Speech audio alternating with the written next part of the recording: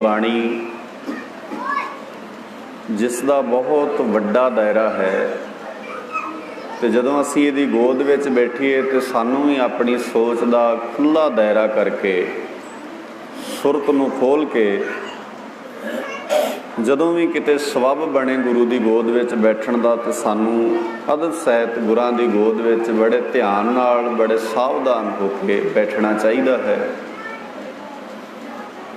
ਲੰਮੇ ਸਮੇਂ ਤੋਂ ਹੋਇਆ ਇਹ ਹੈ ਕਿ ਅਸੀਂ ਬਹੁਤ ਕੰਮ ਧਿਆਨ ਨਾਲ ਕਰਦੇ ਹਾਂ ਪਰ ਗੁਰੂ ਦੀ ਗੋਦ ਵਿੱਚ ਬਹਿ ਕੇ ਗੁਰੂ ਦੀ ਗੱਲ ਨੂੰ ਕਦੇ ਵੀ ਧਿਆਨ ਨਾਲ ਨਹੀਂ ਸੁਣਦੇ ਤੇ ਸਾਨੂੰ ਸਾਰਿਆਂ ਨੂੰ ਐਂ ਲੱਗਦਾ ਹੈ ਵੀ ਸ਼ਾਇਦ ਇਹ ਵੀ ਬਾਕੀ ਕੰਮਾਂ ਵਾਂਗੇ ਕੰਮ ਹੈ ਜਿਹਦੇ 'ਚ ਅਸੀਂ ਭਾਈ ਸਾਹਿਬ ਜੀ ਨੂੰ ਕਹਿ ਦੇਣਾ ਹੈ, ਉਹਨਾਂ ਨੇ ਬਾਣੀ ਪੜ੍ਹ ਦੇਣੀ ਹੈ, ਸਮਾਪਤੀ ਹੋ ਜਾਣੀ ਹੈ, ਆਨੰਦ ਸਾਹਿਬ ਪੜ੍ਹਿਆ ਜਾਣਾ ਹੈ ਤੇ ਕਾਰਜ ਕੰਪਲੀਟ ਹੋ ਜਾਣਾ ਹੈ। ਇਹੀ ਕਾਰਨ ਹੈ ਕਿ ਤੁਸੀਂ ਵੇਖੋ ਹੌਲੀ ਹੌਲੀ ਸਾਡੀ ਪੰਜਾਬ ਦੀ ਜਿਹੜੀ ਜਨਰੇਸ਼ਨ ਹੈ, ਜਿਹੜਾ ਯੂਥ ਹੈ, ਜਵਾਨੀ ਹੈ ਜਿਹੜੀ, ਉਹਦੇ ਜੇਨ ਵਿੱਚੋਂ ਗੁਰੂ ਸਾਹਿਬ ਜੀ ਦੇ ਸਿਧਾਂਤ, ਗੁਰੂ ਸਾਹਿਬ ਜੀ ਦੇ ਖਿਆਲ ਵਿਸਰਦੇ ਜਾ ਰਹੇ ਹਨ। ਤਾਂ ਕਰਕੇ ਵਿਆਹਾਂ ਸ਼ਾਦੀਆਂ ਵਿੱਚ, ਆਨੰਦ ਕਾਰਜਾਂ ਵਿੱਚ ਬਿਲਕੁਲ ਵੀ ਐਸਾ ਮਾਹੌਲ ਵੇਖਣ ਨੂੰ ਨਹੀਂ ਮਿਲਦਾ ਜਿੱਥੇ ਅਸੀਂ ਗੁਰੂ ਦੇ ਦੱਸੇ ਮਾਰਗ 'ਤੇ ਚੱਲਣ ਦਾ ਯਤਨ ਕਰੀਏ ਜਾਂ ਸਾਹਿਬਾਂ ਦੀ ਬਾਣੀ ਨੂੰ ਅਸੀਂ ਆਪਣੇ ਆਪ ਨੂੰ ਪ੍ਰਣਾਉਣ ਦਾ ਯਤਨ ਕਰੀਏ। ਸੋ ਆਓ ਗੱਲਾਂ ਬਾਤਾਂ ਤੋਂ ਸੰਕੋਚ ਕਰੀਏ, ਗੁਰੂ ਦਰਬਾਰ ਵਿੱਚ ਸੱਜ ਬੈਠੀਏ ਔਰ ਸਾਹਿਬ ਸੱਚੇ ਪਾਤਸ਼ਾਹ ਜੀ ਦੀ ਬਾਣੀ ਨਾਲ ਜੁੜਨ ਦਾ ਜਿਹੜਾ ਹੈ ਉਹ ਯਤਨ ਕਰੀਏ। ਸ਼ਹੀਦਾਂ ਦੇ ਸਰਤਾਜ ਪਿਤਾ ਗੁਰੂ ਅਰਜਨ ਸਾਹਿਬ ਪਾਤਸ਼ਾਹ ਜੀ ਦੇ ਬੋਲ ਪੜ੍ਹ ਰਹੇ ਸਾਂ ਆਪਾਂ। ਪਈੜੇ ਸਹ ਸੇਵ ਤੂੰ ਸੋਹਰੜੇ ਸੁਖ ਵਸ, ਗੁਰ ਮਿਲ ਚੱਜ ਅਚਾਰ ਸਿੱਖ ਤੁਧ ਕਦੇ ਨ ਲੱਗੇ ਦੁੱਖ। ਚੱਜ ਦਾ ਅਰਥ ਹੁੰਦਾ ਹੈ ਜਾਚ ਸਿੱਖਣੀ। ਠੇਠ ਬੋਲੀ ਵਿੱਚ ਆਪਾਂ ਜਦੋਂ ਕਿਸੇ ਨੂੰ ਕਹਿੰਦੇ ਹਾਂ ਵੀ ਤੈਨੂੰ ਇਸ ਕੰਮ ਦਾ ਚੱਜ ਹੈ, ਚੱਜ ਦਾ ਅਰਥ ਹੈ ਜਾਚ, ਚੱਜ ਦਾ ਅਰਥ ਹੈ ਤਰੀਕਾ। ਹੁਣ ਗੁਰੂ ਸਾਹਿਬ ਜੀ ਕੋਲੋਂ ਕਿਹੜਾ ਚੱਜ ਸਿੱਖਣਾ ਹੈ ਜਿਹਦੇ ਨਾਲ ਜ਼ਿੰਦਗੀ 'ਚ ਦੁੱਖ ਮੁੱਕ ਜਾਣ, ਇਹ ਸਾਰਿਆਂ ਨੇ ਆਪਾਂ ਗੁਰੂ ਦੀ ਗੋਦ ਵਿੱਚ ਬਹਿ ਕੇ ਸਿੱਖਣ ਦਾ ਯਤਨ ਕਰਨਾ ਹੈ। ਭਾਵੇਂ ਕਿ ਸਾਡਾ ਵੀਰ ਨਿਸ਼ਾਨ ਸਿੰਘ ਜਿਨ੍ਹਾਂ ਦੇ ਅਸੀਂ ਅੱਜ ਆਨੰਦ ਕਾਰਜ ਨੂੰ ਸਮਰਪਿਤ ਗੁਰੂ ਦੀ ਗੋਦ ਵਿੱਚ ਬੈਠੇ ਹਾਂ, ਉਹ ਵੀਰ ਖੁਦ ਵੀ ਬਾਣੀ ਨੂੰ ਪੜ੍ਹਨ ਵਾਲਾ ਹੈ, ਪ੍ਰਚਾਰਕ ਹੈ, ਬਾਣੀ ਨੂੰ ਸਮਝਦਾ ਹੈ ਤੇ ਇਹੀ ਕਾਰਨ ਹੈ ਵੀ ਸ਼ਾਇਦ ਉਹਨਾਂ ਨੇ ਆਨੰਦ ਕਾਰਜ ਨੂੰ ਵੀ ਕੋਸ਼ਿਸ਼ ਕੀਤੀ ਵੀ ਆਪਾਂ ਬਹੁਤੇ ਲੰਮੇ ਚੌੜੇ ਚੱਕਰ ਵਿੱਚ ਨਾ ਪੈ ਕੇ ਅਸਲੀ ਗੁਰੂ ਦੀ ਗੱਲ ਨੂੰ ਸਮਝਦੇ ਹਾਂ ਅਸੀਂ ਜਿੰਨਾ ਕੁ ਹੋ ਸਕਦਾ ਹੈ ਉਹ ਗੁਰੂ ਬਾਬੇ ਦੀ ਬਾਤ 'ਤੇ ਪਹਿਰਾ ਦੇਣ ਦਾ ਯਤਨ ਜਿਹੜਾ ਉਹ ਕਰੀਏ। ਉਮੀਦ ਕਰਦੇ ਹਾਂ ਤੁਸੀਂ ਵੀ ਸਾਰੇ ਇਸ ਗੱਲ ਨੂੰ ਬੜੇ ਧਿਆਨ ਨਾਲ ਸਮਝੋਗੇ ਤਾਂ ਕਿ ਸਾਡਾ ਇੱਥੇ ਬੈਠਣ ਦਾ, ਸਾਡਾ ਗੁਰੂ ਦੀ ਗੋਦ ਵਿੱਚ ਸੱਜਣ ਦਾ ਕੋਈ ਲਾਭ ਹੋ ਸਕੇ। ਪਈੜੇ ਸ਼ਾਹ ਸੇਵ ਤੂੰ ਸੋਹਰੜੇ ਸੁਖ ਵਸ, ਗੁਰ ਮਿਲ ਚੱਜ ਅਚਾਰ ਸਿੱਖ ਤੁਧ ਕਦੇ ਨ ਲੱਗੈ ਦੁੱਖ। ਜੇ ਜ਼ਿੰਦਗੀ ਜਿਉਣ ਦਾ ਆਚਾਰ ਆ ਗਿਆ ਤੇ ਦੁੱਖ ਮੁੱਕ ਜਾਏਗਾ। ਇਹ ਅਸੀਂ ਬੜੀ ਵਾਰ ਕਹਿੰਦੇ ਹਾਂ ਵੀ ਸੰਸਾਰ ਦੁਖੀ ਬਹੁਤ ਹੈ, ਅਸੀਂ ਉਹਦੀ ਰੀਜ਼ਨਿੰਗ ਨਹੀਂ ਜਾਣਦੇ ਵੀ ਦੁਖੀ ਕਿਉਂ ਹੈ, ਕਿਉਂਕਿ ਸਾਨੂੰ ਕੋਈ ਦੁਖੀ ਨਹੀਂ ਕਰ ਸਕਦਾ ਜੇ ਅਸੀਂ ਆਪਣੇ ਆਪ ਨੂੰ ਸੌਖੇ ਕਰਨ ਦੀ ਜਾਚ ਸਿੱਖ ਲਈਏ। ਇਹ ਬਾਣੀ ਦਾ ਬਹੁਤ ਸੋਹਣਾ ਸੁਨੇਹਾ ਹੈ ਸਾਡੇ ਕੋਲ, ਪਰ ਇਸ ਬੰਨੇ ਸਮਾਜ ਦਾ ਝੁਕਾਅ ਜਿਹੜਾ ਉਹ ਬਹੁਤ ਘੱਟ ਹੈ। ਅਸੀਂ ਸ਼ਬਦ ਜ਼ਰੂਰ ਸੁਣ ਲੈਂਦੇ ਹਾਂ ਪਰ ਉਹਨਾਂ ਦੀ ਜਿਹੜੀ ਗਹਿਰਾਈ ਹੈ ਜਾਂ ਉਹਨਾਂ ਦੇ ਜਿਹੜੇ ਮੀਨਿੰਗ ਹੁੰਦੇ ਨੇ, ਜਿਹੜੇ ਉਹਨਾਂ ਦੇ ਅਰਥ ਭਾਵ ਬਣਦੇ ਨੇ, ਉਸ ਬੰਨੇ ਸਾਡਾ ਧਿਆਨ ਬਹੁਤ ਘੱਟ ਜਾਂਦਾ। ਸੋ ਆਓ ਸਿੱਖਣ ਦਾ ਯਤਨ ਜਿਹੜਾ ਆ ਉਹ ਕਰੀਏ। ਧੰਨ ਵਾਹਿਗੁਰੂ ਸਾਹਿਬ ਜੀ। ਵਿਆਹ ਹੋਵਾ ਮੇਰੇ ਬਾਬੁਲਾ, ਗੁਰਮੁਖੇ ਹਰ ਪਾਇਆ, ਅਗਿਆਨ ਅੰਧੇਰਾ ਕਟਿਆ, ਗੁਰ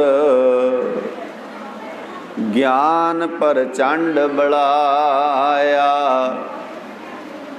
बलिया गुर ज्ञान अंधेरा बिनसिया।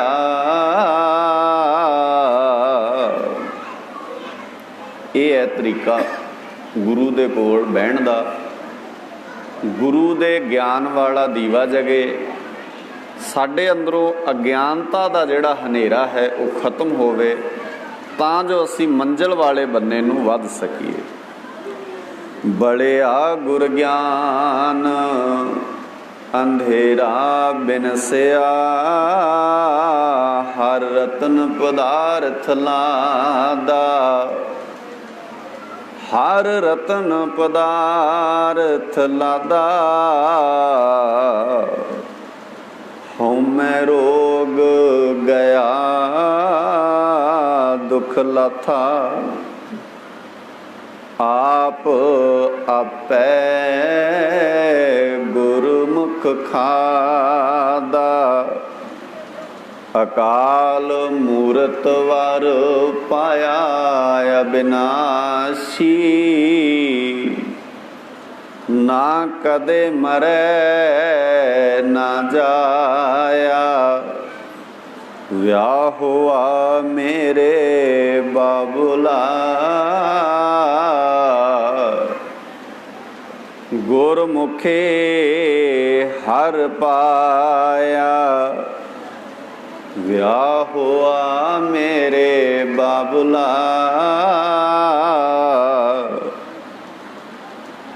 गुरमुखे हर पाया।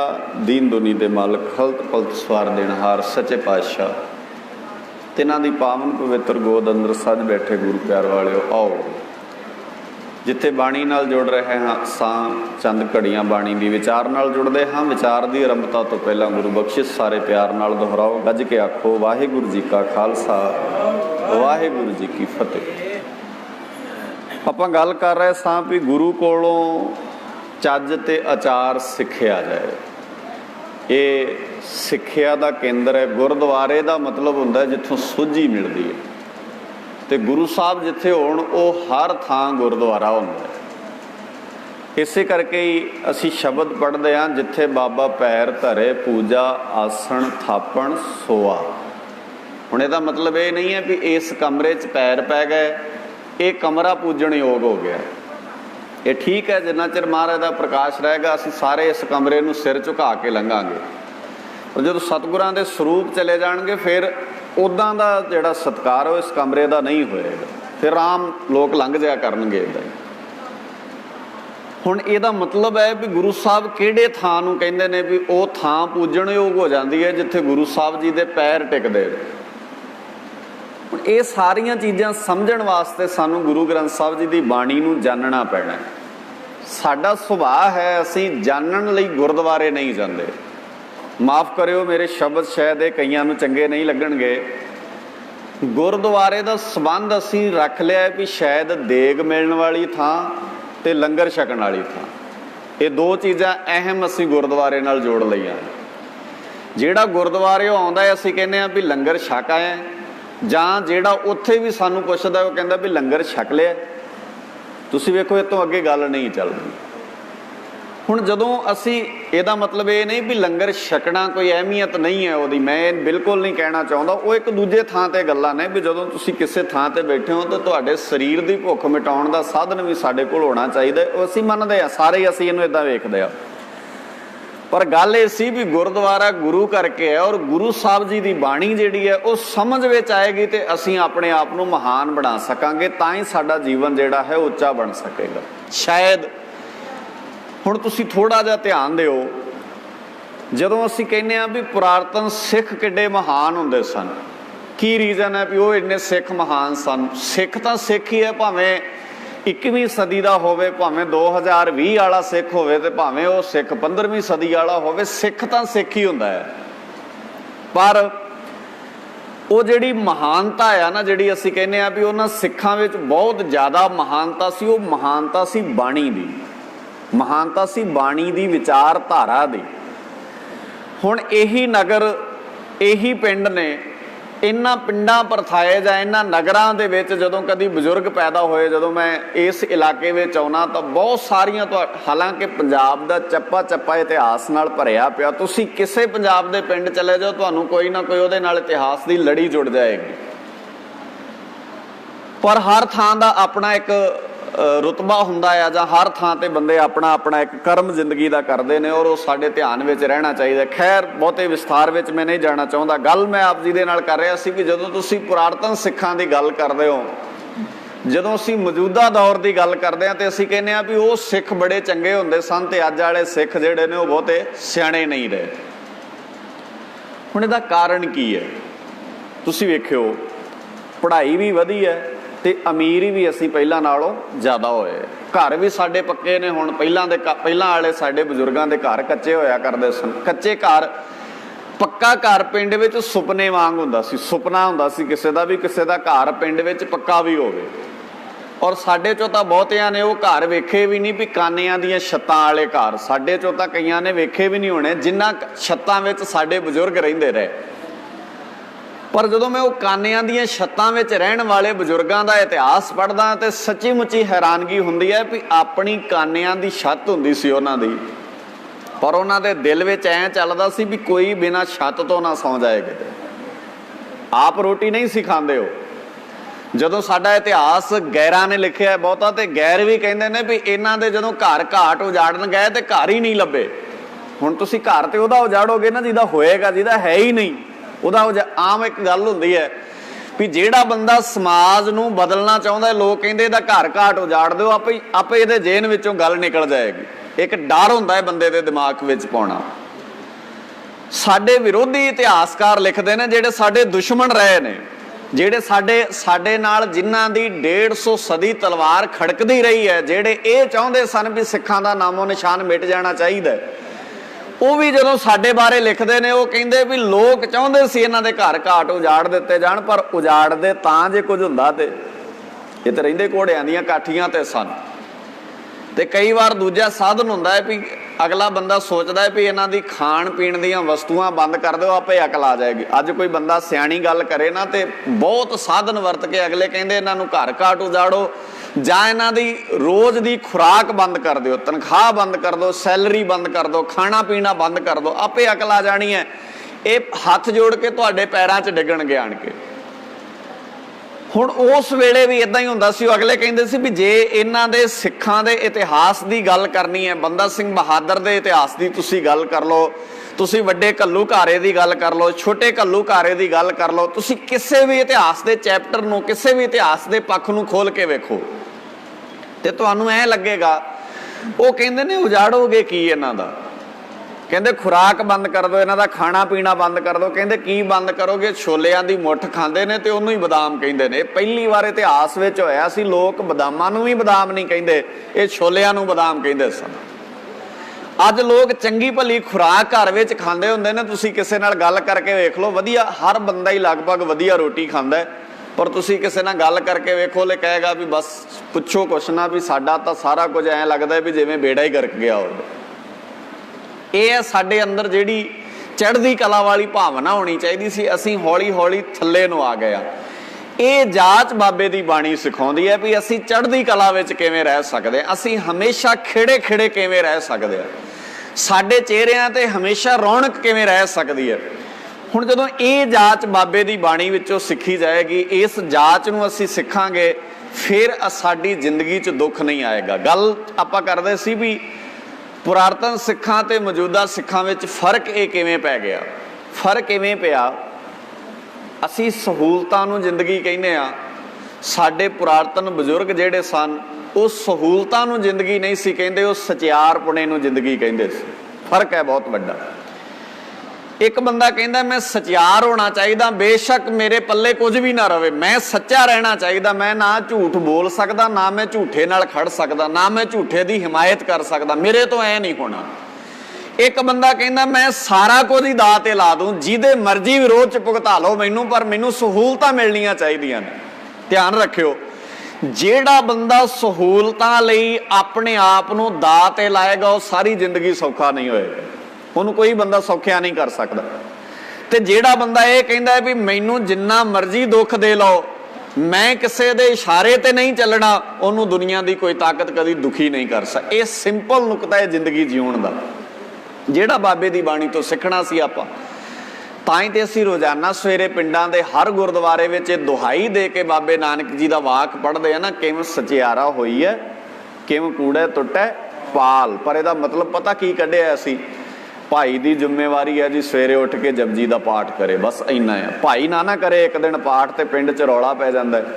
ਪਰ ਜੇ ਕਿਸੇ ਦਿਨ ਭਾਈ ਪੁੱਛ ਲੇ ਵੀ ਮੈਨੂੰ ਕਰਦੇ ਨੂੰ 1 ਮਹੀਨਾ ਹੋ ਗਿਆ, ਤੁਸੀਂ ਅਮਲ 'ਚ ਕਿੰਨਿਆਂ ਨੇ ਲਿਆਂਦਾ ਪਿੰਡ 'ਚ, ਤਾਂ ਵੀ ਫਿਰ ਗਲਤੀ ਫਿਰ ਭਾਈ ਦੀ ਕੱਢੀ ਵੀ ਤੂੰ ਕੌਣ ਹੁੰਦਾ ਸਾਨੂੰ ਪੁੱਛਣ ਵਾਲਾ। ਅਸੀਂ ਅਮਲ ਕਰੀਏ ਨਾ, ਤੇਰੀ ਡਿਊਟੀ ਬਣਦੀ ਹੈ ਵੀ ਤੂੰ ਸਵੇਰੇ ਕਰਨਾ। ਅਸੀਂ ਅਮਲ ਕਰਨਾ ਹੀ ਨਹੀਂ ਕਰਨਾ, ਸਾਡੇ ਤੇ ਤੂੰ ਕੋਈ ਵੀ ਇੱਦਾਂ ਪਾਬੰਦੀ ਨਹੀਂ ਲਾ ਸਕਦਾ। ਤੇਰੇ ਤੇ ਪਾਬੰਦੀ ਹੈ ਵੀ ਤੂੰ ਰੋਜ਼ ਸਵੇਰੇ ਉੱਠ ਕੇ ਸਾਨੂੰ ਕਹਿਣਾ ਕਿਉਂ ਸਚਿਆਰਾ ਹੋਈ ਹੈ, ਕਿਉਂ ਕੂੜਾ ਟੁੱਟਾ ਪਾਲ। ਬਸ ਗੱਲ ਸਾਡੀ ਖੜੀ ਹੈ ਇੱਥੇ। ਤੋ ਜਦੋਂ ਅਸੀਂ ਇਸ ਤਰ੍ਹਾਂ ਦੇ ਸੁਭਾਅ ਵਿੱਚ ਜ਼ਿੰਦਗੀ ਜੀਨੇ ਆ, ਜਦੋਂ ਸਾਡਾ ਇਸ ਤਰ੍ਹਾਂ ਦਾ ਮਾਹੌਲ ਬਣ ਗਿਆ, ਫਿਰ ਤੁਸੀਂ ਇਹ ਵੇਖੋ ਵੀ ਸਚਿਆਰਪਣ ਮੁੱਕੇਗਾ, ਫਿਰ ਸਾਰਿਆਂ ਥਾਵਾਂ ਤੋਂ ਸਚਿਆਰਾਪਣ ਜਾਣਾ। ਹੁਣ ਇਹਨੂੰ ਸਮਝਿਓ ਥੋੜਾ ਜਿਹਾ। ਮੈਂ ਆਪ ਜੀ ਦੇ ਨਾਲ ਜਿਹੜਾ ਇਹ ਸ੍ਰੀ ਰਾਗ ਦੀ ਜਿਹੜੀ ਸ਼ੰਤ ਸ੍ਰੀ ਰਾਗ ਵਿੱਚ ਦਰਜ ਨੇ ਚੌਥੇ ਪਾਤਸ਼ਾਹ, ਤਿੰਨਾਂ ਵਿੱਚੋਂ ਦੂਜਾ ਪਦਾ ਵੀ ਮੰਗਲ ਰੂਪ ਵਿੱਚ ਪੜ੍ਹਿਆ, ਜਿਹਦੇ ਵਿੱਚ ਵਿਆਹ ਹੋਵਾ ਦੀ ਗੱਲ ਚੱਲਦੀ ਹੈ। ਮੈਂ ਉਸ ਬੰਨੇ ਆਉਣਾ। ਆਪਾਂ ਪਹਿਲਾਂ ਇਹ ਸਮਝਣ ਦਾ ਯਤਨ ਕਰੀਏ ਵੀ ਬਾਣੀ ਨੂੰ ਸਮਝਣ ਦੀ ਸਾਡੇ ਅੰਦਰ ਤਾਂਘ ਕਿੰਨੀ ਕੁ ਹੈ, ਸਾਡੇ ਅੰਦਰ ਇਹ ਖਿੱਚ ਕਿੰਨੀ ਪੈਦਾ ਹੁੰਦੀ ਹੈ। ਬੱਚਾ ਜਨਮ ਲੈਂਦਾ, ਮਾਂ ਨੂੰ ਪਹਿਲਾਂ ਫਿਕਰ ਹੁੰਦਾ ਹੈ ਵੀ ਇਹਨੂੰ ਪੜ੍ਹਾਉਣਾ ਕਿਹੜੇ ਸਕੂਲੇ, ਪੜ੍ਹਨ ਕਿੱਥੇ ਪਾਉਣਾ। ਅਜੇ ਬੱਚੇ ਦਾ ਜਨਮ ਨਹੀਂ ਹੋਇਆ ਹੁੰਦਾ, ਅਸੀਂ 5-7 ਸਕੂਲਾਂ ਵਿੱਚੋਂ ਫੀਸ ਪਤਾ ਕਰ ਲੈਂਦੇ ਹਾਂ ਵੀ ਕਿਹੜੀ ਸਕੂਲ 'ਚ ਕਿੰਨੀ ਫੀਸ ਲੱਗਦੀ ਹੈ, ਕਿੰਨੀ ਐਡਮਿਸ਼ਨ ਲੱਗਦੀ ਹੈ, ਕਿੰਨਾ ਕੁਝ ਹੈ। ਪਰ ਬੰਦੇ ਦੀ ਸਾਰੀ ਜ਼ਿੰਦਗੀ ਲੰਘ ਜਾਂਦੀ ਹੈ, ਬੰਦਾ ਚੜ੍ਹਾਈ ਕਰ ਜਾਂਦਾ ਹੈ, ਉਹਦੇ ਮਰਨ ਦਾ ਭੋਗ ਵੀ ਬਾਅਦ 'ਚ ਪਰਿਵਾਰ ਵਾਲੇ ਪਾਉਂਦੇ ਨੇ, ਉਹਨੂੰ ਕੋਈ ਫਰਕ ਨਹੀਂ ਪੈਂਦਾ ਇਹਦੇ ਨਾਲ। ਕੈਸਾ ਅਜੀਬ ਸਾਡਾ ਸਮਾਜ ਦਾ ਜਿਹੜਾ ਉਹ ਦਸਤੂਰ ਹੈ। ਫਿਰ ਅਸੀਂ ਕਹਿੰਦੇ ਹਾਂ ਵੀ ਪੰਜਾਬ ਨੂੰ ਹੋ ਪਤਾ ਨਹੀਂ ਕੀ ਗਿਆ। ਇਹ ਸਾਡੇ ਸਾਰਿਆਂ ਦੇ, ਜਦੋਂ ਵੀ ਕਿਤੇ ਕੋਈ ਬੰਦਾ ਬਹਿੰਦਾ ਕਹਿੰਦੇ ਪੰਜਾਬ ਨੂੰ ਪਤਾ ਨਹੀਂ ਕੀ ਹੋ ਗਿਆ। ਪੰਜਾਬ ਨੂੰ ਕੁਝ ਨਹੀਂ ਹੋਇਆ, ਇਹ ਪੰਜਾਬ ਪਹਿਲਾਂ ਵੀ ਉਦਾਂ ਦਾ ਸੀ, ਅੱਜ ਵੀ ਉਦਾਂ ਦਾ ਆ। ਇਹ ਕਹੋ ਪੰਜਾਬ ਵਿੱਚ ਰਹਿੰਦਿਆਂ ਨੂੰ ਸਾਨੂੰ ਪਤਾ ਨਹੀਂ ਕੀ ਹੋ ਗਿਆ। ਸਵਾਲ ਮੈਂ ਆਪਣੇ ਆਪ ਤੇ ਕਰਾਂ ਵੀ ਮੈਨੂੰ ਕੀ ਹੋਇਆ, ਮੈਂ ਕਿਉਂ ਇਦਾਂ ਦਾ ਬਣ ਗਿਆ, ਜਾਂ ਮੇਰੇ ਜੇਨ ਵਿੱਚ ਇਹ ਸਾਰਾ ਕੁਝ ਕਿਉਂ ਇਦਾਂ ਚੱਲਦਾ। ਸੋ ਉਸ ਪੱਖ ਨੂੰ ਜਦੋਂ ਤੁਸੀਂ ਸਮਝੋਗੇ, ਫਿਰ ਸਾਡੇ ਜੇਨ ਵਿੱਚ ਆਏਗਾ ਵੀ ਸਚਿਆਰ ਕਿਵੇਂ ਬਣੀਏ। ਤੇ ਜਦੋਂ ਤੁਸੀਂ ਸਚਿਆਰ ਹੋਵੋਗੇ ਨਾ, ਫਿਰ ਬੰਦਾ ਆਪਣੇ ਆਪ ਨੂੰ ਠੀਕ ਕਰਨ ਦੀ ਕੋਸ਼ਿਸ਼ ਕਰੇਗਾ, ਠੀਕ ਕਿਵੇਂ ਹੋਵਾਂ ਮੈਂ। ਤੇ ਜਦੋਂ ਤੁਸੀਂ ਖੁਦ ਨੂੰ ਠੀਕ ਕਰੋਗੇ ਨਾ, ਫਿਰ ਰਿਸ਼ਤੇ ਠੀਕ ਹੋਣਗੇ, ਫਿਰ ਕੰਮ ਠੀਕ ਹੋਣਗੇ, ਫਿਰ ਸਾਡੇ ਘਰਾਂ ਦੇ ਵਿਹਾਰ ਠੀਕ ਹੋਣਗੇ, ਸਾਡੇ ਘਰਾਂ ਦੇ ਕੰਮਾਂ ਕਾਜਾਂ ਵਿੱਚ ਫਰਕ। ਹੋਰ ਕੀ ਹੁੰਦਾ ਤੁਸੀਂ ਵੇਖੋ, ਮੈਂ ਬੜੀ ਵਾਰ ਐਗਜ਼ਾਮਪਲ ਦਿੰਦਾ ਹੁੰਦਾ, ਜਿਹੜਾ ਜੱਜ ਹੈ ਨਾ ਉਹ ਜੱਜ ਹੀ ਹੁੰਦਾ, ਉਹਦਾ ਫੈਸਲਾ ਸਾਬਤ ਕਰਦਾ ਹੈ ਵੀ ਜੱਜ ਚੰਗਾ ਹੈ ਕਿ ਮਾੜਾ ਹੈ। ਜੱਜ ਤਾਂ ਜੱਜ ਹੀ ਹੈ ਨਾ, ਉਹ ਬਣ ਗਿਆ ਕੁਰਸੀ ਤੇ ਬਹਿ ਗਿਆ ਬਸ। ਜਦੋਂ ਉਹਨੇ ਫੈਸਲਾ ਕਰਨਾ ਹੈ ਨਾ, ਡਿਸੀਜਨ ਲੈਣਾ ਹੈ, ਉਦੋਂ ਅਗਲਿਆਂ ਨੇ ਕਹਿਣਾ ਵੀ ਜੱਜ ਬੜਾ ਗੰਦਾ ਹੈ ਤੇ ਜੱਜ ਬੜਾ ਚੰਗਾ ਹੈ।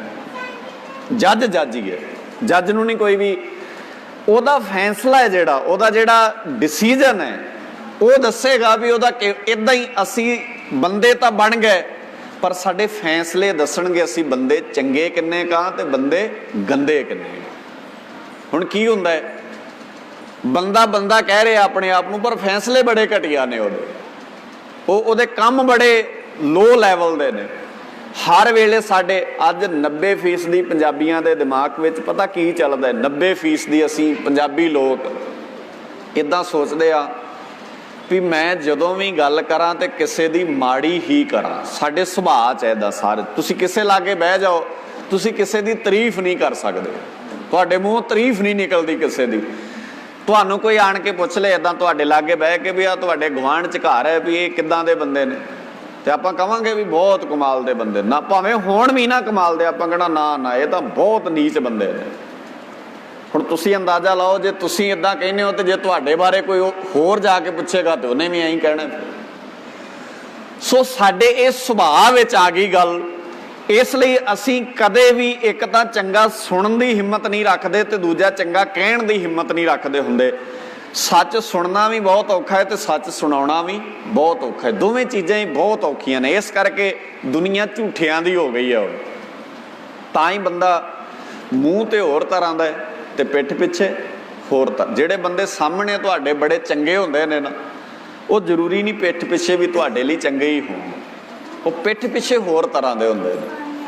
ਤਾਂ ਕਰਕੇ ਸਮਾਜ ਹੌਲੀ ਹੌਲੀ ਜਿਹੜਾ ਆ ਉਹ ਆਪਣੀ ਲੀਹ ਤੋਂ ਲੈਂਦਾ। ਜਦੋਂ ਤੁਸੀਂ ਬਜ਼ੁਰਗਾਂ ਦੀ ਗੱਲ ਕਰਦੇ ਹੋ, ਜਦੋਂ ਤੁਸੀਂ ਬਾਣੀ ਦੀ ਗੱਲ ਕਰਦੇ ਹੋ, ਬਾਣੀ ਕਹਿੰਦੀ ਹੈ ਵੀ ਜਿਵੇਂ ਦਾ ਤੂੰ ਅੰਦਰੋਂ ਹੈ ਉਵੇਂ ਦਾ ਤੂੰ ਬਾਹਰੋਂ ਹੋ ਜਾ। ਹੁਣ ਹਰ ਰਿਸ਼ਤੇ 'ਚ ਐ ਸਮਝ ਲਓ, ਆਪਾਂ ਇੱਦਾਂ ਸਮਝ ਲਈਏ ਵੀ ਅਸੀਂ ਹਰ ਰਿਸ਼ਤੇ 'ਚ ਜਿੱਦਾਂ ਦੇ ਅੰਦਰੋਂ ਹੁੰਨੇ ਆ ਉੱਦਾਂ ਦੇ ਅਸੀਂ ਬਾਹਰੋਂ ਹੋਈਏ। ਯਾਨੀ ਕਿ ਜਿੱਦਾਂ ਦੇ ਅਸੀਂ ਪਰਿਵਾਰ ਵਿੱਚ ਇੱਦਾਂ ਦਿਸਦੇ ਆ, ਰਿਐਲਿਟੀ ਵਿੱਚ ਹਕੀਕਤ ਵਿੱਚ ਅਸੀਂ ਹੋਈਏ ਵੀ ਉੱਦਾਂ ਦੇ। ਉਹਦੇ ਵਾਸਤੇ ਬਾਣੀ ਕੋਲੋਂ ਸਾਨੂੰ ਅਕਲ ਲੈਣੀ ਪੈਣੀ। ਉਹ ਜਾਚ ਬਾਬੇ ਦੀ ਬਾਣੀ ਸਿਖਾਉਂਦੀ ਹੈ, ਉਹ ਹੈ ਚਾਜੇ ਚਾਰ ਗੁਰੂ ਤੋਂ ਸਿੱਖਣਾ। ਹੁਣ ਉਹ ਚਾਜੇ ਚਾਰ ਕਿਵੇਂ ਸਿੱਖਿਆ ਜਾਏਗਾ? ਮੰਨ ਲਓ ਵੀ ਆਪਾਂ ਸਾਰੇ ਅੱਜ ਆਨੰਦ ਕਾਰਜ ਦੇ ਸੰਬੰਧ ਵਿੱਚ ਬੈਠੇ ਹਾਂ। ਵੀਰ ਨਿਸ਼ਾਨ ਸਿੰਘ ਜੀ ਹੋਣਾ ਦਾ ਆਨੰਦ ਕਾਰਜ ਹੈ, ਆਪਾਂ ਸਾਰੇ ਆਨੰਦ ਕਾਰਜ ਵਿੱਚ ਸ਼ਮੂਲੀਅਤ ਕਰਨ ਆਏ ਹਾਂ। ਸਾਡਾ ਬਹੁਤੇ ਆਨੰਦ ਕਾਰਜਾਂ 'ਚ ਜਾਣ ਦਾ ਮਤਲਬ ਵੀ ਇੰਨਾ ਕੁ ਹੁੰਦਾ ਵੀ ਅਗਲਿਆਂ ਨੇ ਸੱਦਿਆ ਤੇ ਆਪਾਂ ਜਾਣਾ, ਬਸ ਇੰਨਾ ਹੀ ਕੰਮ ਹੈ। ਜਿੰਨਾ ਕੁ ਕਿਸੇ ਨੇ ਸੱਦਿਆ ਉਹਨਾਂ ਕੁ ਆਪਾਂ ਜਾਣਾ, ਆਪਾਂ ਹਾਜ਼ਰੀ ਲਵਾ ਕੇ ਆ ਜਾਣਾ। ਹੁਣ ਅਸੀਂ ਹਾਜ਼ਰੀ ਲਵਾਉਣ ਜਾਂ ਦੂਜਾ ਪੱਖ ਹੋਏਗਾ, ਫਿਰ ਇੱਥੇ ਵੀ ਇਹੋ ਹੀ ਆਏਗਾ ਵੀ ਅਸੀਂ ਜਾਣਾ ਹੈ, ਹਾਜ਼ਰੀ ਲਵਾਉਣੀ ਹੈ ਤੇ ਖਾ ਪੀ ਕੇ ਮੋੜ ਆਉਣਾ।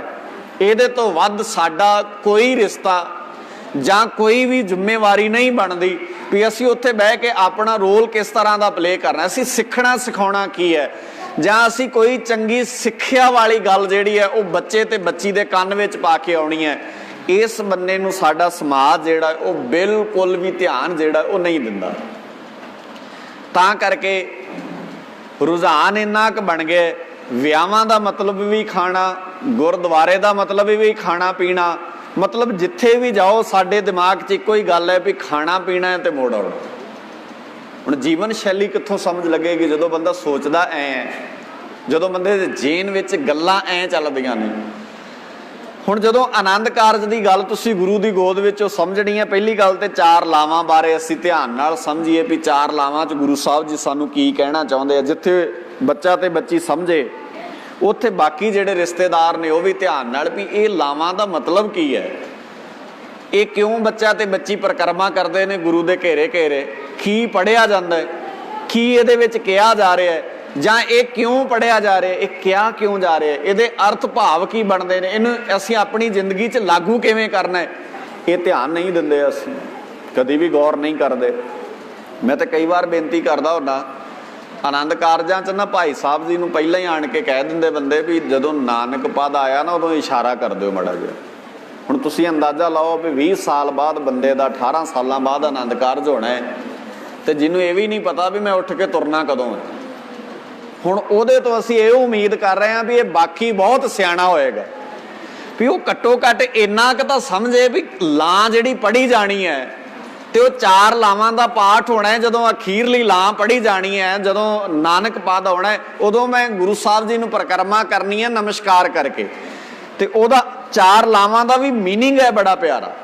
ਸਾਡੇ ਤਾਂ ਮੈਂ ਬੜੀ ਵਾਰ ਹੱਸਦਾ ਹੁੰਦਾ, ਜਿਨ੍ਹਾਂ ਨੂੰ 40-40 ਸਾਲ ਹੋ ਗਏ ਨਾ ਲਾਵਾਂ ਲਈਆਂ ਨੂੰ, ਉਹਨਾਂ ਨੂੰ ਵੀ ਪੁੱਛ ਲਿਓ ਕਿਤੇ ਵੀ ਲਾਵਾਂ ਦਾ ਮੀਨਿੰਗ ਕੀ ਹੁੰਦਾ। ਅਗਲੇ ਕਹਿੰਦੇ ਮੀਨਿੰਗ ਕਾਹਦਾ ਹੁੰਦਾ, ਬਸ ਗੁਰਦੁਆਰੇ ਗਏ ਸੀ ਤੇ ਉੱਥੇ ਭਾਈ ਸਾਹਿਬ ਨੇ ਪੜ੍ਹਤੀਆਂ, ਅਸੀਂ ਗੇੜਾ ਕੱਢ ਲਿਆ, ਉਦਣ ਦੇ ਸਿਆਪੇ ਨੂੰ ਫੜੇ ਆ, ਬਸ ਇਹੀ ਅਰਥ ਹੈ। ਸਾਡੇ ਹਿਸਾਬ ਨਾਲ ਕੀ ਹੈ ਵੀ ਉਦਣ ਦਾ ਨਹੀਂ ਸੁੱਖ ਦਾ ਸਾਹ ਬਾਅਦ 'ਚ ਨਾ ਆਪ ਲਿਆ ਨਾ ਕਿਸੇ ਨੂੰ ਲੈਣ ਦਿੱਤਾ, ਨਹੀਂ।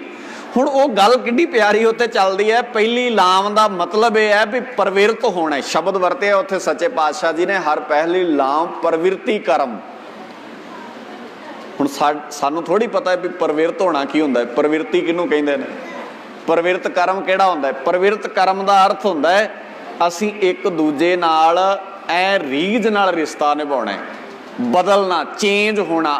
ਅੱਜ ਮਾਈਂਡ ਸੈਟ ਚੇਂਜ ਕਰਨਾ ਹੈ ਆਪਣਾ, ਕਿਉਂਕਿ ਬੱਚੀ ਨੂੰ ਵੀ ਚੇਂਜ ਕਰਨਾ ਪੈਣਾ ਹੈ ਤੇ ਬੱਚੇ ਨੂੰ ਵੀ ਚੇਂਜ ਦੋਵਾਂ ਦਾ ਮਾਈਂਡ ਸੈਟ ਚੇਂਜ ਹੋਣਾ ਹੈ। ਅੱਜ ਉਹਨਾਂ ਦੋਵਾਂ ਤੇ ਜ਼ਿੰਮੇਵਾਰੀ ਦਾ ਅੱਜ ਅਹਿਸਾਸ ਹੋਣਾ ਹੈ। ਕੱਲ ਤੱਕ ਗੱਲਾਂ ਹੋਰ ਸੀ, ਅੱਜ ਗੱਲ ਹੋਰ ਹੈ। ਹੁਣ ਜਦੋਂ ਜੇ ਤਾਂ ਅਹਿਸਾਸ ਹੋ ਜਾਏ ਜ਼ਿੰਮੇਵਾਰੀ ਦਾ, ਪਹਿਲੀ ਲਾਮ ਕਹਿੰਦੀ ਹੈ ਵੀ ਜ਼ਿੰਮੇਵਾਰ ਬਣੀ ਅੱਜ ਤੋਂ ਬਾਅਦ। ਤੇ ਜ਼ਿੰਮੇਵਾਰੀ ਕੀ ਕਹਿੰਦੀ ਹੈ ਵੀ ਜਿੱਦਾਂ ਦਾ ਤੂੰ ਅੰਦਰੋਂ ਹੈ ਉਦਾਂ ਦਾ ਬਾਹਰੋਂ ਰਹੀ, ਜਿੱਦਾਂ ਦਾ ਬਾਹਰੋਂ ਹੈ ਉਦਾਂ ਦਾ ਤੂੰ ਅੰਦਰੋਂ ਰਹੀ। ਪਰ ਆਪਾਂ ਰਿਸ਼ਤਿਆਂ ਪ੍ਰਤੀ ਇੱਦਾਂ ਥੋੜ੍ਹੀ ਆ, ਆਪਾਂ ਇੱਦਾਂ ਦੇ ਨਹੀਂ ਆ, ਅੰਦਰੋਂ ਤੇ ਬਾਹਰੋਂ ਇੱਕੋ ਜਿਹੇ ਨਹੀਂ ਆ। ਸਾਡੇ ਅੰਦਰ ਕੁਝ ਹੋਰ ਚੱਲਦਾ ਹੈ ਤੇ ਜ਼ੁਬਾਨ, ਤਾਂ ਹੀ ਤੇ ਅਸੀਂ ਕਹਿੰਦੇ ਹੁੰਦੇ ਨਾ ਵੀ ਫੇਸ ਸਾਡਾ ਕੁਝ ਹੋਰ ਕਹਿੰਦਾ ਹੈ ਤੇ ਦਿਲ ਸਾਡਾ ਕੁਝ ਹੋਰ ਕਹਿੰਦਾ ਹੈ। ਇਹਨੂੰ ਹੀ ਕਹਿੰਦੇ ਆ ਬੰਦਾ ਕੰਨਾਂ ਦਾ ਕੱਚਾ ਤੇ ਬੋਲਾਂ ਦਾ ਕੱਚਾ। ਸਾਡੇ ਸਭ ਸਮੱਸਿਆਵਾਂ ਦਾ ਹੱਲ ਹੋ ਸਕਦਾ ਹੈ ਜੇ ਅਸੀਂ ਕੰਨਾਂ ਦੇ ਕੱਚੇ ਨਾ ਹੋਈਏ। ਬਹੁਤ ਕੰਨਾਂ ਦੇ ਕੱਚੇ ਆ ਅਸੀਂ ਦੂਜੇ ਦੀ ਬਹੁਤ ਛੇਤੀ ਸੁਣਦੇ ਆ, ਪਰ ਅਸੀਂ ਆਪਣੇ ਆਪ ਦਾ ਡਿਸੀਜਨ ਲੈਣ ਲੱਗੇ ਹਾਂ ਖੁਦ ਦੀ ਤਿਆਰੀ ਨਹੀਂ ਕਰਦੇ, ਖੁਦ ਡਿਸੀਜਨ ਨਹੀਂ ਲੈਂਦੇ, ਡਿਸੀਜਨ ਮੇਕਰ ਨਹੀਂ ਲਾਈਫ ਵਿੱਚ ਬਣਦੇ। ਹੁਣ ਸੱਚੇ ਪਾਤਸ਼ਾਹ ਜੀ ਬਾਣੀ 'ਚ ਕਹਿੰਦੇ ਪ੍ਰਵਿਰਤ ਹੋਣਾ। ਪ੍ਰਵਿਰਤ ਹੋਣ ਦਾ ਅਰਥ ਖਚਤ ਹੋਣਾ, ਬਦਲਣਾ ਅੱਜ ਤੋਂ ਬਾਅਦ ਥੋੜਾ ਜਿਹਾ। ਪਹਿਲੀ ਲਾਂ ਸਾਨੂੰ ਇਹ ਸੰਕੇਤ ਦਿੰਦੀ ਹੈ। ਦੂਜੀ ਲਾਂ ਵਿੱਚ ਸੱਚੇ ਪਾਤਸ਼ਾਹ ਜੀ ਕਹਿੰਦੇ ਆ, ਦੂਜੀ ਲਾਂ ਵਿੱਚ ਨਿਰਮਲ ਭਉ ਲਿਆਉਣਾ ਹੈ। ਨਿਰਮਲ ਭਉ, ਨਿਰਮਲ ਭਉ ਦਾ ਅਰਥ ਵਿਆਖਿਆ ਕਰਨ ਦਾ ਸਮਾਂ ਨਹੀਂ, ਮੈਂ ਬਹੁਤਾ ਡਿਟੇਲ 'ਚ ਨਹੀਂ ਜਾਣਾ। ਮੈਂ ਸਿਰਫ ਤੁਹਾਡੇ ਸਾਹਮਣੇ ਟੂ ਡੀ ਪੁਆਇੰਟ ਇਹਨੂੰ ਗੱਲ ਨੂੰ ਰੱਖਣਾ ਚਾਹੁੰਦਾ। ਸਿਰਫ ਇੱਕ ਨੁਕਤਾ ਧਿਆਨ 'ਚ ਲਿਆਉਣਾ ਹੈ। ਬਾਣੀ ਪੜ੍ਹਨ ਵਾਲੇ ਤੁਸੀਂ ਜਾਣਦੇ ਹੋ, ਜਿਹੜੇ ਨਹੀਂ ਪੜ੍ਹਦੇ ਉਹ ਵੀ ਪੜ੍ਹਨ ਦੀ ਕੋਸ਼ਿਸ਼ ਕਰਿਆ ਕਰੋ। ਆਪਣੇ ਘਰਾਂ ਵਿੱਚ ਗੁਰਦੁਆਰਾ ਸਾਹਿਬ ਦੇ ਭਾਈ ਸਾਹਿਬ ਕੋਲ ਜਾ ਕੇ ਨਾ ਕਦੀ, ਠੀਕ ਹੈ ਬੜੇ ਦੁੱਖ ਨਾਲ ਇਹ ਗੱਲਾਂ ਕਹਿਣੀਆਂ ਪੈਂਦੀਆਂ, ਅਸੀਂ ਗੁਰਦੁਆਰੇ ਸਾਹਿਬ ਦੇ ਭਾਈ ਨੂੰ ਵੀ ਨਾ ਬਸ ਸਿਰਫ ਸਰਾਧਾਂ ਤੇ ਰੋਟੀ ਖਾਣ ਲਈ ਸੱਦੇ ਆ। ਸਾਡਾ ਮਤਲਬ ਇੰਨਾ ਕੀ ਹੈ ਭਾਈ ਸਾਹਿਬ ਨਾਲ, ਹੋਰ ਬਾਣੀ ਦੀ ਸਮਝ ਵਾਲਾ ਪੱਖ। ਜਾਂ ਅਸੀਂ ਕਦੀ ਭਾਈ ਸਾਹਿਬ ਜੀ ਨੂੰ ਜਾ ਕੇ ਇਹ ਨਹੀਂ ਕਿਹਾ ਵੀ ਸਾਨੂੰ ਜਪਜੀ ਸਾਹਿਬ ਦੀ ਕੋਈ ਗੱਲ ਸਮਝਾਓ, ਸਾਨੂੰ ਬਾਣੀ ਦਾ ਕੋਈ ਪੱਖ ਦੱਸੋ। ਦੂਜੀ ਗੱਲ, ਜਿਹੜਾ ਅੱਜ ਇੱਕ ਮਾਹੌਲ ਹੈ ਸਾਡੇ ਪਿੰਡਾਂ ਵਿੱਚ, ਉਹ ਬੜਾ ਅਜੀਬ ਜਿਹਾ ਆ। ਅਸੀਂ, ਮੈਨੂੰ ਨਹੀਂ ਲੱਗਦਾ ਵੀ ਗ੍ਰੰਥੀ ਦਾ ਕੋਈ ਬਹੁਤਾ ਸਤਿਕਾਰ ਕਰਦੇ ਆ। ਸਾਨੂੰ ਐਂ ਲੱਗਦਾ ਵੀ ਗ੍ਰੰਥੀ ਕੋਈ ਵਾਲੂ ਜੀ ਪੋਸਟ ਹੈ, ਇਹਦਾ ਕੋਈ ਬਹੁਤਾ ਮਾਣ ਸਨਮਾਨ। ਇਹ ਠੀਕ ਹੈ, ਸਾਡੇ ਗ੍ਰੰਥੀ ਵੀ ਕਈ ਮਾਣ ਸਨਮਾਨ ਕਰਾਉਣ ਵਾਲੇ ਨਹੀਂ ਰਹੇ, ਇਹ ਵੀ ਮੰਨਿਆ ਜਾ ਸਕਦਾ, ਪਰ ਅਸੀਂ ਵੀ ਨਹੀਂ ਕਰਦੇ। ਸਾਡੇ ਵੀ ਦਿਲਾਂ 'ਚ ਕੋਈ ਰਿਸਪੈਕਟ ਨਹੀਂ ਹੈ।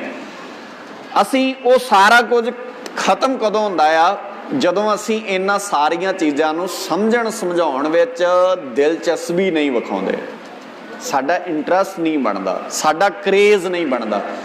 ਦੂਜੀ ਲਾਂ ਕਹਿੰਦੀ ਹੈ ਨਿਰਮਲ ਭਉ ਹੋਣਾ ਚਾਹੀਦਾ। ਨਿਰਮਲ ਭਉ ਦਾ ਅਰਥ ਹੁੰਦਾ ਹੈ ਤੁਹਾਨੂੰ ਮੂੰਹ ਸ਼ਬਦ ਨਾ ਕੱਢਣੇ ਪੈਣ ਤੇ ਦੂਜਾ ਤੁਹਾਡੀ ਫੀਲਿੰਗ ਨੂੰ ਸਮਝੇ। ਇਹਨੂੰ ਕਹਿੰਦੇ ਨੇ ਨਿਰਮਲ ਭਉ। ਫਿਰ ਸਮਝਿਓ, ਨਿਰਮਲ ਭਉ ਦਾ ਅਰਥ ਹੈ ਤੁਹਾਨੂੰ ਮੂੰਹ ਸ਼ਬਦ ਕੱਢਣੇ ਨਾ ਪੈਣ ਤੇ ਦੂਜਾ ਬੰਦਾ ਤੁਹਾਡੇ ਬਿਨਾਂ ਸ਼ਬਦਾਂ ਤੋਂ ਹੀ ਤੁਹਾਡੀ ਫੀਲਿੰਗ ਨੂੰ ਸਮਝੇ, ਭਾਵ ਕਿ ਉਹਨੂੰ ਪਤਾ ਹੋਵੇ ਤੁਸੀਂ ਕਹਿਣਾ ਕੀ ਚਾਹੁੰਦੇ।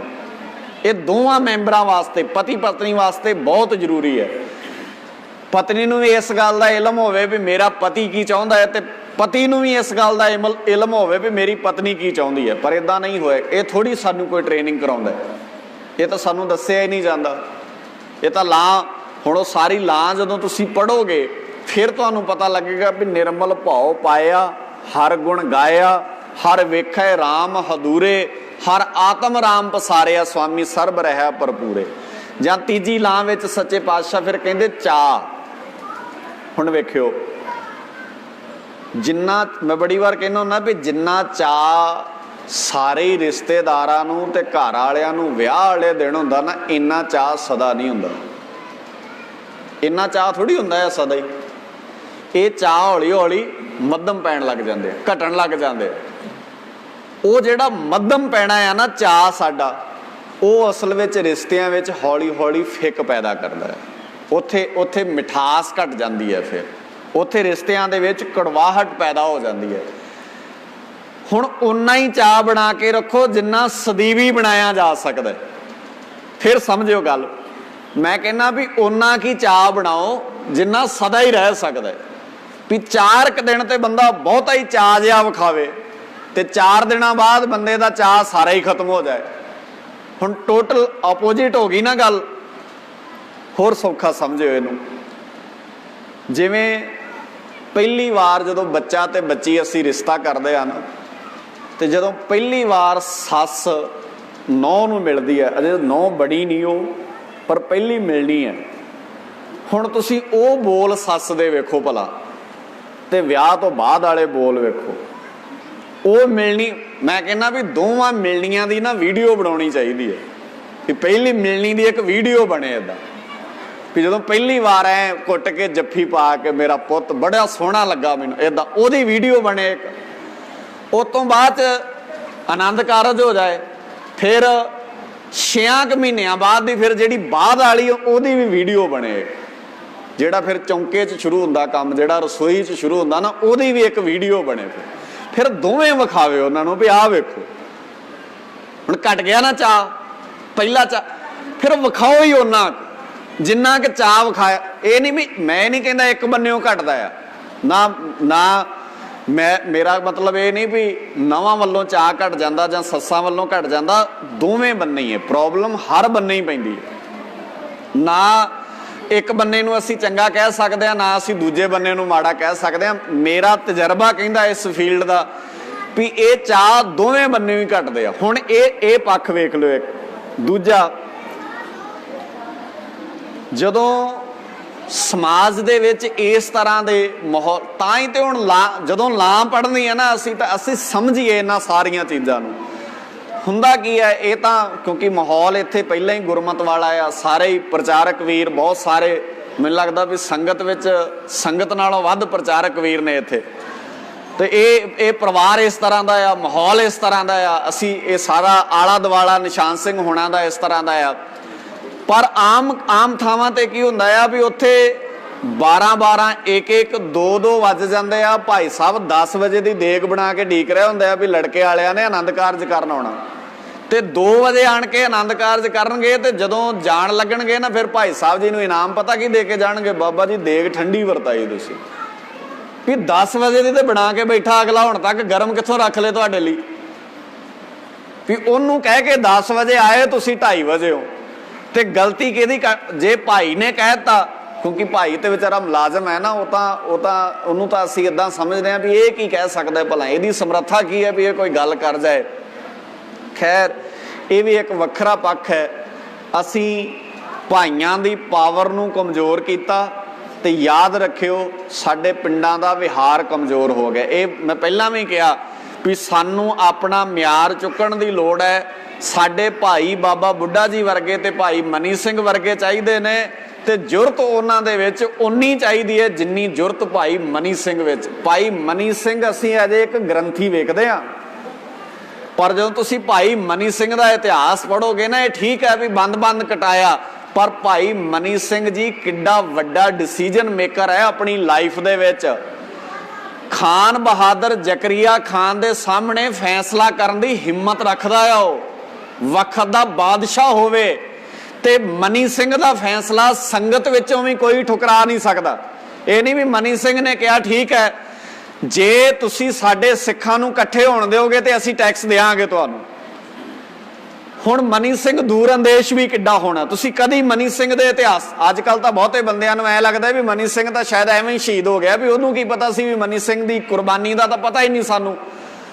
ਖੈਰ, ਮੈਂ ਇਸ ਬੰਨੇ ਨਹੀਂ ਜਾਣਾ ਚਾਹੁੰਦਾ। ਮਨੀ ਸਿੰਘ ਦੀ ਜ਼ਿੰਦਗੀ ਦਾ ਕਿਤੇ ਇੱਕ ਪੱਖ ਪੜ੍ਹ ਕੇ ਵੇਖਿਓ।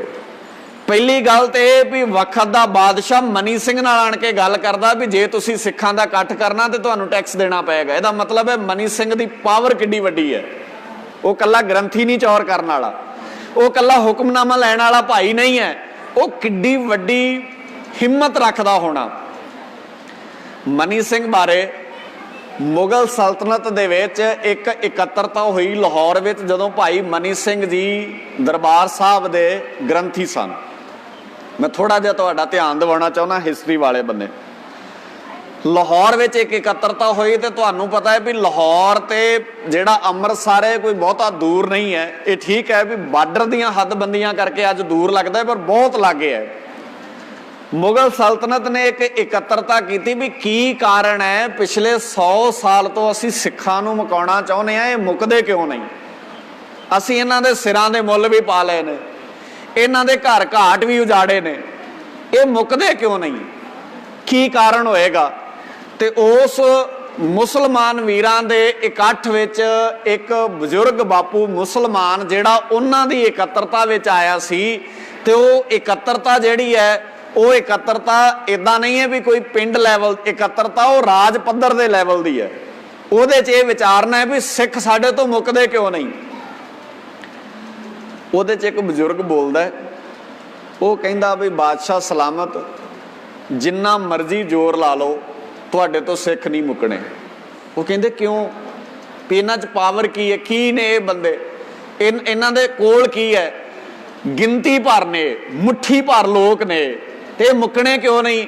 ਉਹ ਕਹਿੰਦਾ ਮੁੱਕਣੇ ਇਸ ਕਰਕੇ ਨਹੀਂ ਕਿਉਂਕਿ ਤੁਹਾਡੀਆਂ ਜੜ੍ਹਾਂ 'ਚ ਅੰਮ੍ਰਿਤਸਰ ਦੀ ਧਰਤੀ ਤੇ ਭਾਈ ਮਨੀ ਸਿੰਘ ਵਰਗੇ ਯੋਧੇ ਬੈਠੇ ਆ। ਜਿਹੜਾ ਮਨੀ ਸਿੰਘ ਇਕੱਲਾ ਇੱਕ ਵਿਅਕਤੀ ਨਹੀਂ ਹੈ, ਉਹ ਬਹੁਤ ਵੱਡੀ ਇੱਕ ਸੰਸਥਾ ਹੈ, ਬਹੁਤ ਵੱਡਾ ਇੱਕ ਸਿੱਖੀ ਦਾ ਕੇਂਦਰ ਹੈ।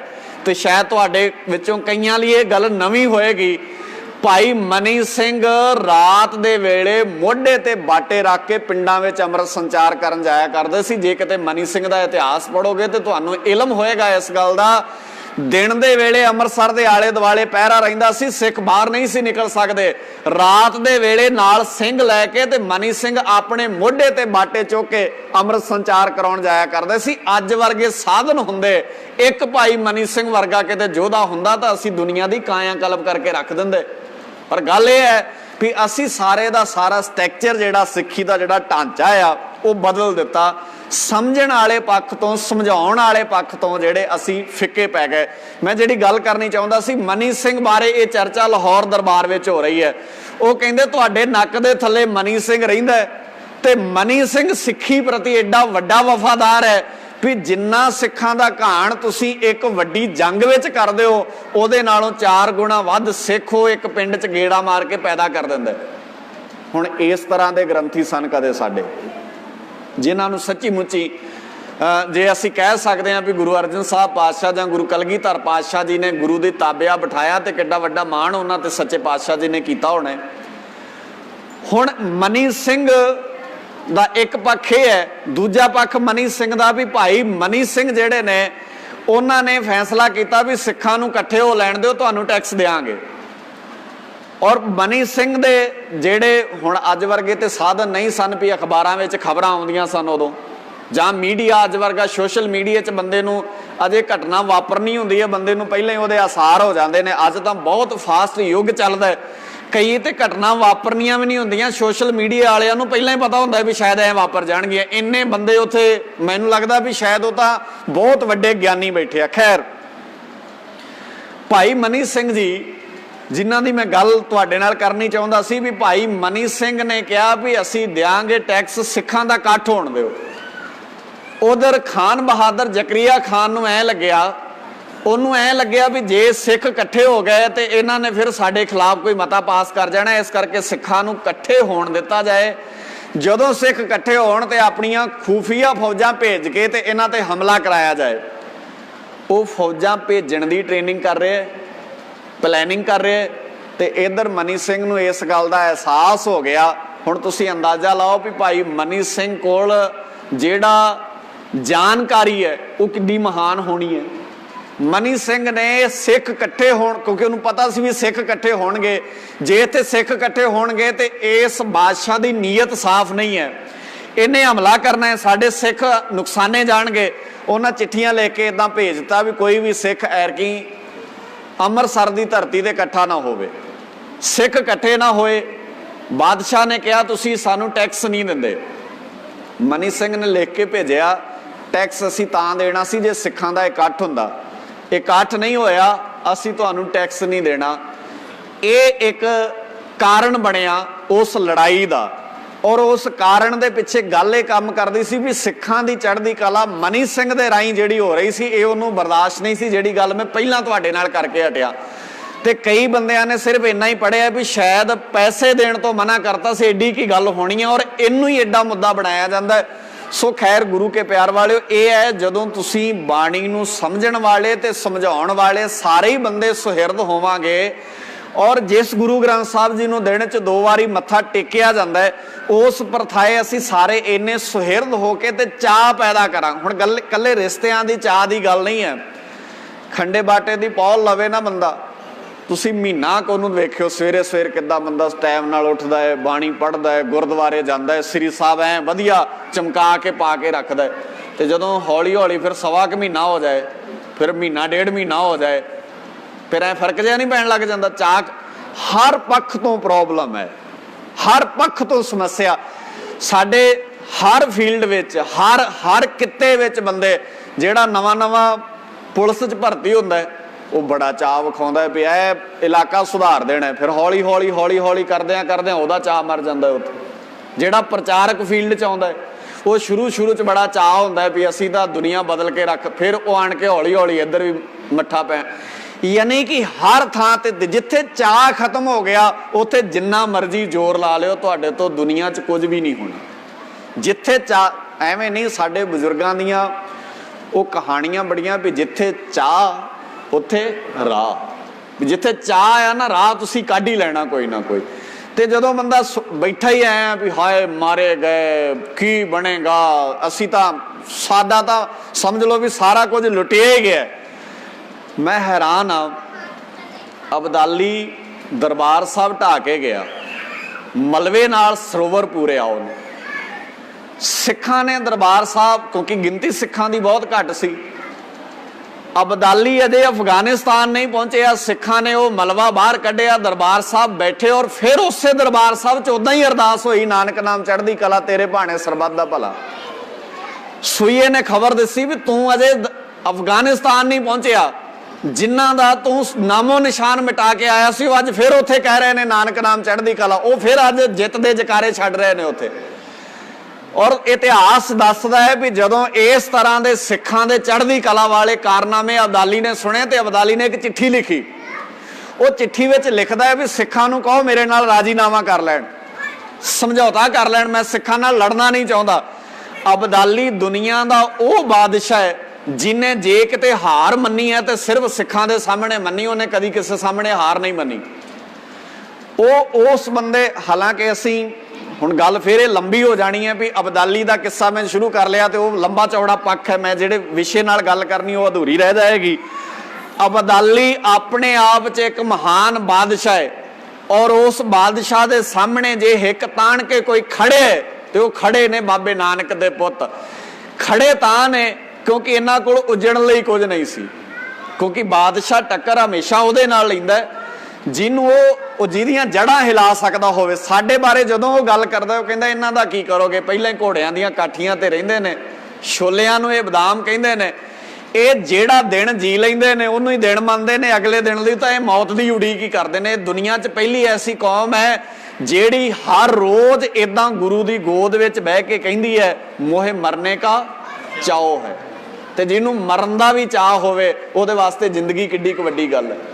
ਮੈਂ ਗੱਲ ਕਰਦਾ ਸੀ ਵੀ ਚਾਅ ਜਿੱਥੇ ਪੈਦਾ ਹੋ ਜਾਏ, ਸੋ ਜਦੋਂ ਮਰਨ ਦਾ ਚਾਅ ਪੈਦਾ ਹੋ ਗਿਆ ਉਦੋਂ ਜ਼ਿੰਦਗੀ ਦਾ ਆਪੇ ਹੀ ਰਾਹ ਲੱਭ ਜਾਣਾ ਆ। ਤੇ ਜਿਹੜੇ ਬੰਦਿਆਂ ਨੂੰ ਜ਼ਿੰਦਗੀ ਪਹਾੜ ਲੱਗਦੀ ਹੈ, ਬੋਝ ਲੱਗਦੀ ਹੈ, ਉਹ ਕਦੀ ਆਪਣੇ ਪੁਰਖਿਆਂ ਦਾ ਇਤਿਹਾਸ ਪੜ੍ਹ ਕੇ ਵੇਖਿਓ, ਸ਼ਾਇਦ ਸਾਡਾ ਮਾਣ ਨਾਲ ਸੀਨਾ ਚੌੜਾ ਹੋਏਗਾ ਵੀ ਉਹ ਸਾਡੇ ਬੰਦੇ ਕਿੱਡੇ ਮਹਾਨ ਸਨ, ਕਿੱਡੀ ਚੜ੍ਹਦੀ ਕਲਾ ਵਿੱਚ ਉਹ ਜ਼ਿੰਦਗੀ ਜੀਂਦੇ ਸਨ। ਸੋ ਅਸੀਂ ਇਸ ਤਰ੍ਹਾਂ ਦੇ ਤੀਜੀ ਲਾਂ ਕਹਿੰਦੀ ਹੈ ਚਾਅ ਪੈਦਾ ਕਰ। ਤੇ ਚਾਅ ਪੈਦਾ ਕਰਨ ਦਾ, ਹੁਣ ਜਦੋਂ ਚਾਅ ਤੇ ਤਾਂ ਪੈਦਾ ਹੋਏਗਾ ਨਾ ਜੇ ਆਪਾਂ ਸਮਝਾਂਗੇ ਵੀ ਲਾਵਾਂ 'ਚ ਗੱਲ ਕਿਹੜੀ ਚੱਲ ਰਹੀ ਹੈ। ਜਿਹੜੀ ਆਨੰਦ ਕਾਰਜ ਦੀ ਸਿਚੁਏਸ਼ਨ ਹੈ ਵੀ 2:30 ਵਜੇ ਬੰਦੇ ਗੁਰਦੁਆਰੇ ਪਹੁੰਚ ਕੇ ਤੇ ਕਹਿ ਰਿਹਾ ਵੀ ਬਾਬਾ ਜੀ 5 ਮਿੰਟਾਂ 'ਚ ਕੰਮ ਨਿਬੇੜ ਦਿਓ ਸਾਰਾ, ਉਹਨਾਂ ਨੂੰ ਹੁਣ ਕੀ ਪਤਾ ਵੀ ਚਾਓ ਕਦੋਂ ਪੜ੍ਹਿਆ ਜਾਣਾ, ਉਹ ਕੀ ਜਾਣਨ ਵੀ ਚਾਅ ਵਾਲੀ ਗੱਲ ਕਦੋਂ ਲੰਘ ਗਈ। ਉਹਨਾਂ ਦਾ ਤਾਂ ਜ਼ੋਰ ਇਹ ਲੱਗਾ ਹੁੰਦਾ ਹੈ ਵੀ ਕਿਹੜਾ ਵੇਲਾ ਹੋਵੇ ਇਹ 4 ਲਾਵਾਂ ਨਿਬੜਨ, ਬਸ ਸ਼ਬਦ ਪੜ੍ਹਿਆ ਜਾਵੇ ਵਿਆਹ ਹੋਆ ਮੇਰੇ ਬਾਬੁਲਾ, ਤੇ ਬਸ ਇੱਕ ਦੂਜੇ ਨੂੰ ਦੇਈਏ ਵਧਾਈਆਂ ਤੇ ਚੱਲੀਏ। ਸੁਰਤ ਵਿੱਚ ਫਿਰ ਉਹ ਫਸਿਆ ਜਿੱਥੇ ਜਾ ਕੇ ਅਸੀਂ ਫਿਰ ਰੰਗ ਤਮਾਸ਼ਿਆਂ ਵਿੱਚ ਉਲਝ ਜਾਣਾ। ਮੈਂ ਹੈਰਾਨ ਹੁੰਦਾ, ਗੁਰਦੁਆਰੇ ਸਿੱਖ ਵਾੜਨੇ ਔਖੇ ਨੇ ਤੇ ਪੈਲਸਾਂ 'ਚੋਂ ਕੱਢਣੇ ਔਖੇ ਨਹੀਂ। ਵੇਖਦੇ ਨਹੀਂ ਤੁਸੀਂ ਵਿਆਹਾਂ ਸ਼ਾਦੀਆਂ 'ਚ ਗੁਰਦੁਆਰੇ ਲਾਵਾਂ ਕਰਨ ਜਾਣਾ ਹੋਵੇ ਨਾ ਤੇ ਕਈ ਵਾਰ ਬੰਦਾ ਲੱਭਦਾ ਨਹੀਂ, ਅਗਲਾ ਕਹਿੰਦਾ ਚਲੋ ਚੱਲੀਏ, ਭਾਈ ਸਾਹਿਬ ਕਹਿੰਦੇ ਲੈ ਮੈਂ ਕੀ ਕਰਨਾ ਯਾਰ ਤੁਸੀਂ ਜਾਇਓ, ਉੱਥੇ ਕੰਮ ਕੀ ਹੈ। ਤੇ ਪੈਲਸ ਵਿੱਚੋਂ ਬਰਾਤ ਸ਼ਾਮ ਦੇ 7 ਵਜਣ ਫਿਰ ਵੀ ਲੱਭਣਾ ਪੈਂਦਾ ਵੀ ਕਿਸੇ ਨੁਕਰਾ ਹੀ ਨਾ ਪਿਆ ਹੋਵੇ, ਕੋਈ ਵੇਖ ਲੋ ਰਹਿ ਹੀ ਨਾ ਜਾਵੇ ਇੱਥੇ ਵੀ ਡਿੱਗਿਆ ਡਿਗਾਇਆ ਹੀ ਕੋਈ। ਅਸੀਂ ਉੱਥੋਂ ਸਾਡਾ ਨਿਕਲਣਾ ਔਖਾ ਤੇ ਉੱਥੇ ਸਾਡਾ ਵੜਨਾ ਔਖਾ। ਹੁਣ ਜਦੋਂ ਸਾਡਾ ਮਾਹੌਲ ਇਸ ਤਰ੍ਹਾਂ ਦਾ ਆ, ਅਸੀਂ ਇਸ ਤਰ੍ਹਾਂ ਦੇ ਮਾਹੌਲ ਵਿੱਚ ਜ਼ਿੰਦਗੀ ਜੀਨੇ ਆ, ਤਾਂ ਸੁਭਾਵਿਕ ਗੱਲ ਹੈ ਵੀ ਸਾਡੀ ਜ਼ਿੰਦਗੀ 'ਚ ਚਾਅ ਪੈਦਾ ਨਹੀਂ ਹੋਏਗਾ। ਜਦੋਂ ਚਾਅ ਨਹੀਂ ਆਏਗਾ ਫਿਰ ਰਾਹ ਨਹੀਂ ਲੱਭਣਗੇ, ਜਦੋਂ ਰਾਹ ਨਹੀਂ ਲੱਭਦਾ ਫਿਰ ਅਸੀਂ ਪਰੇਸ਼ਾਨ ਹੁੰਦੇ ਹਾਂ, ਫਿਰ ਅਸੀਂ ਦੁਖੀ ਹੁੰਦੇ ਹਾਂ। ਗਰੀਬ ਨਿਵਾਸ ਸੱਚੇ ਪਾਤਸ਼ਾਹ ਜੀ ਦੀ ਚੌਥੀ ਲਾਂ ਫਿਰ ਕਹਿੰਦੀ ਹੈ ਇੱਦਾਂ ਵਾਰ ਅਬਿਨਾਸ਼ੀ ਮਿਲਦਾ, ਇੱਦਾਂ ਪ੍ਰਮਾਤਮਾ ਸਾਡੇ ਹਿਰਦੇ ਵਿੱਚ ਵਸਦਾ। ਇਹਨੂੰ ਐਂ ਕਹਿ ਲਓ ਸੌਖੇ ਅਰਥਾਂ ਵਿੱਚ, ਪਹਿਲੀ ਤਿਆਰੀ।